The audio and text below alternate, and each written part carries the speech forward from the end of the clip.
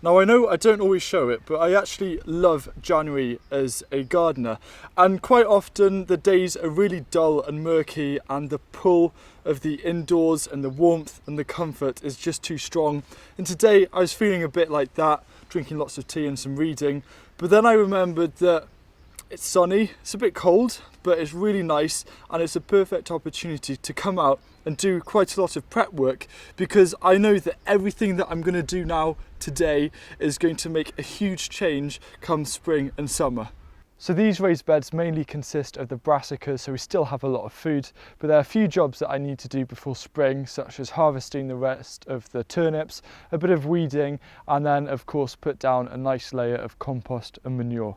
So as you can see, this bed is looking very tired and scrappy, so I've just got to clear it all out and start again with a load of compost. The next bed has some Swiss chard, which is going to give us a load of harvest during the hungry gap, and we've got some parsley, and of course right at the very end we've got our leeks. So in this bed, the rhubarb is beginning to come through. We've got some Jerusalem artichokes to harvest. And then the next bed was where we had our salad, so we've got to clear out a lot of those, but we do have a couple of rows of lamb lettuce ready. The next bed again needs quite a bit of clearing and a nice topping of compost. And then the last two beds, the first one is actually the squash bed where the squash will be in next year, and then the final one has already been prepared with a covering of compost. When you tidy a garden, it's actually quite a unique time of year because everything else is slowed down, but you get this time to reflect and evaluate on it. And when you're up close and personal like this and you're getting it ready for spring, you can kind of work out things which might not have worked as well last year. And perhaps there are things which might need a drastic change, because if, say, you wanted to change your raised beds, you're not really wanting to do that during spring or summer. So it's this time of year in January and February when the weather, unlike today where we're lucky, is often quite dull and dark. We can get ready for spring, and just knowing that it's just around the corner should be enough motivation to keep going. So I just need a few more minutes to finish off clearing this bed, and then what I always like to do, and I always recommend it actually, is at any point during winter, preferably in the first half, is to come along with some manure or compost and apply a top dressing of about 5 to 7 centimetres over the top, so we've got all those nutrients ready for the plants in spring. Now these radish here were, unfortunately, I completely forgot about them, and then the hard -5 and 6 frosts did finish them off. But they're not wasted because they're going to go straight back into the compost bin and rot down and decompose, and I can use that to help some other vegetables grow either next year or the year after. The Swiss chard here, kept it for photography, nothing more, nothing less. You may be able to notice that this here is actually a load of compost. So what I've done for this top section is put some compost over it, but this is in desperate need of some kind of nutrient, and so I think putting a load of manure on that is really going to help, because this actually was where the lettuce were, and lettuce need a lot of nitrogen for that green growth. So I immediately, once I pulled them up, put down the compost to supply those nutrients. But here, these are where the broad beans were, and they did struggle with the summer, but they did also need a lot of nutrients. I'm just getting the worst of the weeds out. It doesn't matter if you leave a few in, because once they get smothered, and I'll probably put over some landscape fabric or cardboard, it'll just kill them off.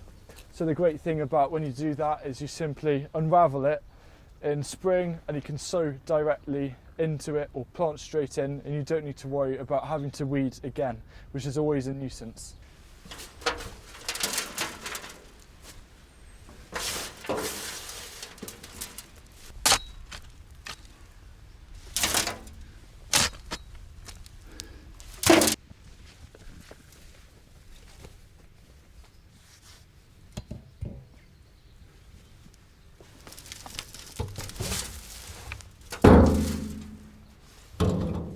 If I ever spot any stones immediately, I'll just pull these out.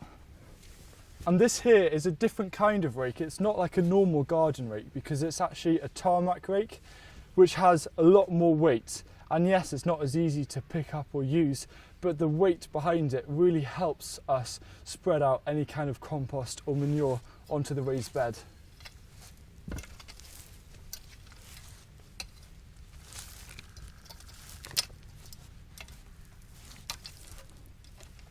And sometimes just flicking the rake over to the wrong side can actually be a bit easier to push the material across. Now, quite a common question that I get from people is, how much compost or manure should I put on my raised beds every year? And I think what you need to do is just have an approximate goal to try and meet, and basically a minimum to try and go for. And what I feel is at least 5 to 7 centimetres of compost over any kind of raised bed every single year. That should just be enough to keep replenishing the nutrients that are being used. And of course, if you want more, you can. I don't think there's such thing as too much compost, but there's such a thing as too much strong compost. Another question is, what time of year should I put my compost on? And out of ease, I just think late autumn through winter is a good time, but there's nothing stopping you from doing a mulch of compost in the middle of summer if you want. And for some things like the brassicas behind me, right now I'm not going to put a top layer of compost. Once I remove the brassicas from the raised beds, I will then put a layer of compost when something is growing, and then I might do another little 2 to 3 centimetres to top up later on in the growing season. But just as long as you stick to that rule of thumb where everywhere gets about 5 to 7 centimetres of compost a year, then you're good to go.